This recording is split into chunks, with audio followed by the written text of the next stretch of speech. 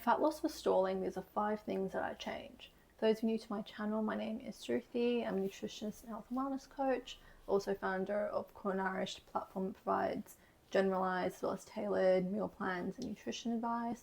So if that's something you're interested in, make sure to check out my website. The first one is movement distribution, not total steps. So fat loss doesn't respond well when most of the movement is packed into one workout. Like long sedentary blocks suppress fat oxidation even if your daily steps look good on paper. So if you train hard but then sit for most of the day, your body spends too much time in energy saving mode. So a quick way to check this is if most of your steps are from one session, as in you do 1 hour of cardio and then you're sitting down for 22 hours. The best way to fix this is keep the steps the same, but then break sitting every 60 to 90 minutes with like short movement. This improves your fat burning signals without adding fatigue. And I always talk about this metabolic adaptation NEAT, non-exercise activity thermogenesis.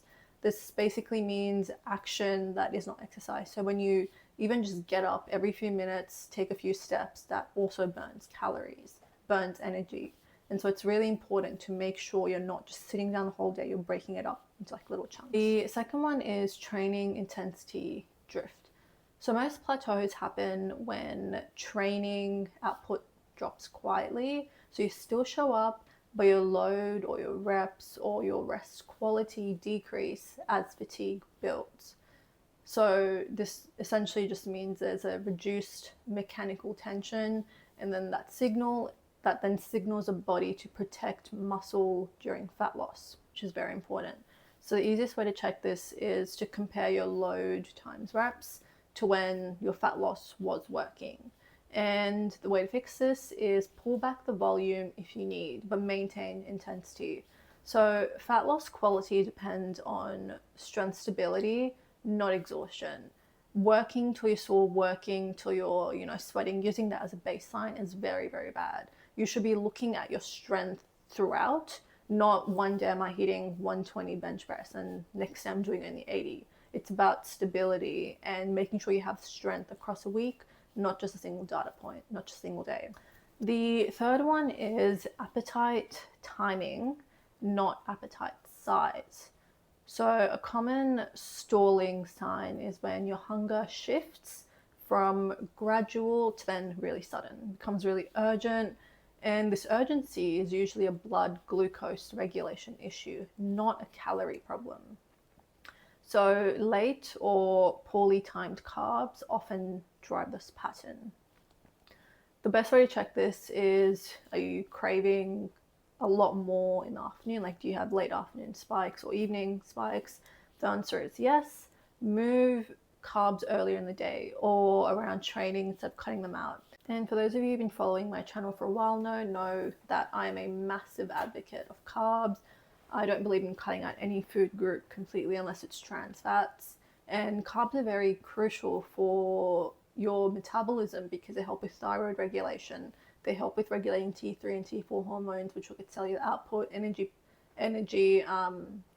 usage, things like that. So carbs are very important. It's just about finding the right way to schedule them into your day, to use them effectively. It's like anything, right? A hammer in the wrong hands can cause death, but a hammer in good hands can build a whole house. So it just depends on how you use them. The fourth one is sodium consistency. Inconsistent sodium intake, so salt, can cause water retention, which then can mask fat loss on the scale. And people usually panic, they cut out calories, disrupt progress, and everything just goes into haywire. That was already happening.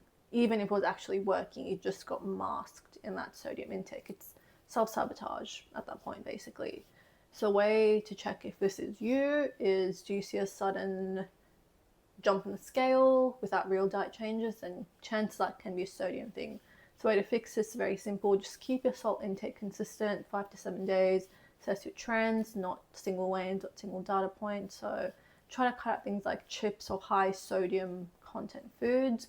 They're actually very sneaky these days. They get into a lot of different foods without even realizing. So keep trying. And number 5 is stress stacking. Fat loss slows when there's multiple moderate stressors all just stack on top of each other. So you have dieting, training, poor sleep, work, emotional regulation, and it just adds up. The body responds by holding onto water and resisting fat release. So a way to check this is if you're just always tired, irritable, poor sleep quality, the best way to fix this, and I know this sounds like you would think this is very normal advice, but trust me, sometimes you have to really hear it, is remove one of the stresses before reducing calories.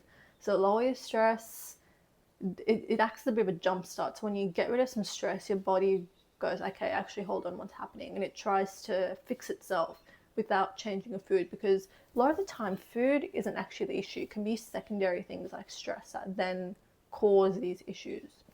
So the bottom line is, when fat stalls, the problem is rarely the effort. It's usually movement patterns, output quality, regulation, water masking, or stress. And the best thing to do is fix them. Calories are usually the last resort. Like, they shouldn't be the reflex. If you see something happening and you haven't done any dietary change per se, then fix whatever's causing the problem. Don't go straight to calories, because calories should be the last thing once everything else is in shape. Those 5 things really help my clients. I hope they help you as well. And yeah, if you enjoy this video, please make sure to like, share, and subscribe. Let me know in the comments below what you want to see next, what you thought. And yeah, wishing you all happy digestive systems. Until the next one.